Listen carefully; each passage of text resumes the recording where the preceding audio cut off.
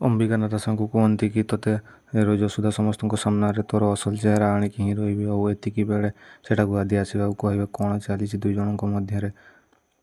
ଆଉ ଅମ୍ବିକା କହିବେ କନଫେସନ୍, ଇଏ ତା ଲାଇଫ୍ର ସବୁଠୁ ବଡ଼ ଅପରାଧକୁ ସ୍ୱୀକାର କରିଛି। ଆଉ କହିବେ ମିଷ୍ଟର ଦାସ ଇଏ ହିଁ ତମ ମୁକ୍ତିଙ୍କୁ ମାରିଛି, ସି କିଲ୍ଡ ୟୋର ୱାଇଫ୍।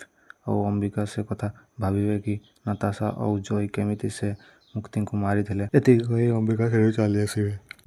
ଆଉ ନାତାଶା ଆଦିଙ୍କୁ କହିବେ କି ଏଡ଼ି ମୁଁ ଏମିତି କିଛି ବି କରିନି। ଆଉ ଆଦି କହିବେ କି ସଟ୍ ଅପ୍, ତୁମେ ମୋ ମୁକ୍ତିଙ୍କୁ କ'ଣ ପାଇଁ ମାରିଲ।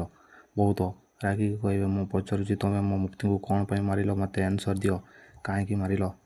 ଆନ୍ସର ମି। ମୁଁ ଜାଣିଛି ତୁମେ ଏମିତି ଆନ୍ସର କହିବନି। ଯେତେବେଳେ ପୋଲିସର ପାହାର ପଡ଼ିବ ନା ସେତେବେଳେ ଆନ୍ସର ବାହାରିଯିବ।